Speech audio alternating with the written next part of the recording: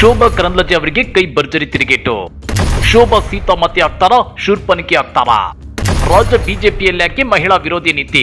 ರಾಜ್ಯ ಬಿಜೆಪಿಯಲ್ಲಿ ಬೆಂಕಿ ಹಚ್ಚೋರು ಮಹಿಳಾ ಸಮುದಾಯದ ವಿರೋಧಿಗಳು ಹೆಚ್ಚಾಗ್ತಿದ್ದಾರಾ? ಕೋಮು ಗಲಭೆಗೆ ತುಪ್ಪ ಸುರಿಯುವಂತ ಮಾತುಗಳು ಇತ್ತೀಚೆಗೆ ಹೆಚ್ಚಾಗಿ ಕೇಳಿ ಬರ್ತಿರೋದಕ್ಕೆ ಕೇಂದ್ರ ಸಚಿವೆ ಶೋಭಾ ಕರಂದ್ಲಾಜೆ ಅವರ ಬಗ್ಗೆ ರಾಜ್ಯ ಕಾಂಗ್ರೆಸ್ ಇದೆಂತ ತಿರುಗೇಟು ಕೊಡ್ತು.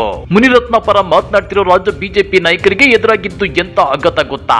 ಅದನ್ನ ಡೀಟೇಲ್ ಆಗಿ ತೋರಿಸ್ತೀವಿ. ಆದ್ರೆ ಅದಕ್ಕಿಂತ ಮೊದಲು ಹಲೋ ಕನ್ನಡ ಯೂಟ್ಯೂಬ್ ಚಾನೆಲ್ ಅನ್ನ ಸಬ್ಸ್ಕ್ರೈಬ್ ಮಾಡ್ಕೊಳ್ಳಿ. ಹಾಗೇನೇ ಪಕ್ಕದಲ್ಲಿರೋ ಬೆಲ್ ಬಟನ್ ಅನ್ನು ಪ್ರೆಸ್ ಮಾಡಿ. ರಾಜ್ಯ ರಾಜಕಾರಣದಲ್ಲಿ ಸದ್ಯ ಮೂಡ ಪ್ರಕರಣ ಮಾಯವಾಗಿ ಮುನಿರತ್ನ ಅವರ ಪ್ರಕರಣಗಳು ಸಿಕ್ಕಾಪಟ್ಟೆ ಸದ್ದು ಮಾಡ್ತಾ ಇವೆ. ಜಾತಿ ನಿಂದನೆ, ಜೀವ ಬೆದರಿಕೆಗಳ ಜೊತೆಗೆ ಈಗ ಮುನಿರತ್ನ ಅವರ ವಿರುದ್ಧ ಅತ್ಯಾಚಾರ ಪ್ರಕರಣ ಕೂಡ ದಾಖಲಾಗಿರೋದ್ರಿಂದ ಮುನಿರತ್ನ ಅವರಿಗೆ ಜಾಮೀನು ಸಿಕ್ಕ ಬೆನ್ನಲ್ಲೇ ಮತ್ತೆ ಅರೆಸ್ಟ್ ಆಗಿದ್ದಾರೆ. ಪರಿಸ್ಥಿತಿ ಹೀಗಿರುವಾಗಲೇ ರಾಜ್ಯ ಕಮಲದಳ ನಾಯಕರು ಮಹಿಳಾ ಸಮುದಾಯವನ್ನ ವಿಕಾರ ದೃಷ್ಟಿಯಿಂದ ನೋಡ್ತಾ ಇದೆ ಅಂತೇಳಿ ರಾಜ್ಯ ಕಾಂಗ್ರೆಸ್ ಟ್ವೀಟ್ ಮಾಡಿ ಕಿಡಿಕಾರಿದೆ. ಅಷ್ಟೇ ಅಲ್ಲ, ಅದಕ್ಕೆ ಕೆಲವು ನಿದರ್ಶನಗಳನ್ನು ಪಟ್ಟಿ ಮಾಡಿ ಪೋಸ್ಟ್ ಮಾಡಿದೆ. ಅವೇನು ಅಂತ ನೋಡೋದಾದ್ರೆ, ಬಿಜೆಪಿಯ ಮಾಧುಸ್ವಾಮಿ ರೈತ ಮಹಿಳೆಗೆ ರಾಸ್ಕೆಲ್ ಎಂದಿದ್ರು. ಅರವಿಂದ್ ಲಿಂಬಾವಳಿ ಮಹಿಳೆಯೊಬ್ಬರ ಮೇಲೆ ಅವಾಚ್ಯವಾಗಿ ನಿಂದಿಸಿ ದೌರ್ಜನ್ಯ ಎಸಗಿದ್ರು. ಶಾಸಕ ಸಿದ್ದು ಸವದಿ ಮಹಿಳೆಯ ಮೇಲೆ ಹಲ್ಲೆ ನಡೆಸಿ ಗರ್ಭಪಾತಕ್ಕೆ ಕಾರಣವಾಗಿದ್ರು. ರಮೇಶ್ ಜಾರಕಿಹೊಳಿ ಉದ್ಯೋಗ ಕೇಳಿ ಬಂದ ಹೆಣ್ಣು ಮಗಳನ್ನ ಬಳಸಿಕೊಂಡಿದ್ರು. ಶಿವಮೊಗ್ಗ ಜಿಲ್ಲೆಯ ಶಾಸಕರೊಬ್ಬರು ಸ್ನೇಹಿತನ ಪತ್ನಿಗೆ ಅತ್ಯಾಚಾರ ಎಸಗಿದ್ರು. ಬಿಜೆಪಿಯ ಹಿರಿಯ ನಾಯಕನ ವಿರುದ್ಧ ಪೋಸ್ಕೋ ಪ್ರಕರಣ ದಾಖಲಾಗಿದೆ. ಜೆಡಿಎಸ್ ನ ಕುಮಾರಸ್ವಾಮಿ ಮಹಿಳೆಯೊಬ್ಬರಿಗೆ ಇಷ್ಟು ದಿನ ಎಲ್ಲಿ ಮಲಗಿದ್ದೆ ಎಂದಿದ್ರು. ಕುಮಾರಸ್ವಾಮಿ ಮಹಿಳೆಯರು ದಾರಿ ತಪ್ಪಿದ್ದಾರೆ ಎಂದಿದ್ರು.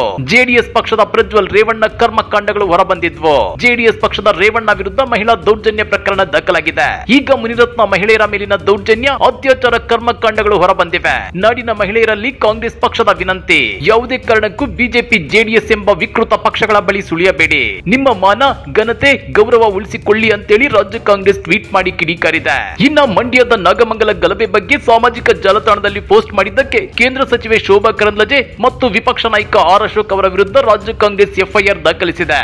ಇದಕ್ಕೆ ಶೋಭಾ ಕರಂದ್ಲಾಜೆ ಕಾಂಗ್ರೆಸ್ ವಿರುದ್ಧ ಕಿಡಿಕಾರಿದ್ರು. ಕರ್ನಾಟಕ ರಾಜ್ಯದಲ್ಲಿ ಅಘೋಷಿತ ತುರ್ತು ಪರಿಸ್ಥಿತಿ ಇದೆ. ಸಿದ್ದರಾಮಯ್ಯ ಮುಖ್ಯಮಂತ್ರಿಯಾದ ಮೇಲೆ ಹಿಟ್ಲರ್ ಆಗಿದ್ದಾರೆ. ಬಿಜೆಪಿ ಸಂಸದರು ಮತ್ತು ಶಾಸಕರ ಮೇಲೆ ಎಫ್ಐಆರ್ಗಳು ದಾಖಲಾಗುತ್ತಿವೆ.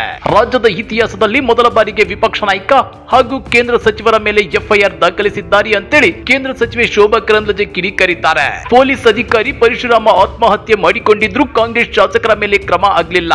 ಮಾಜಿ ಸಚಿವ ನಾಗೇಂದ್ರ ಹಗರಣದಲ್ಲಿ ಸಿಕ್ಕಿ ಹಾಕಿಕೊಂಡಿದ್ದಾರೆ. ಆದ್ರೆ ಎಸ್ಐಟಿ ಚಾರ್ಜ್ ಶೀಟ್ ನಲ್ಲಿ ಅವರ ಹೆಸರೇ ಇಲ್ಲ.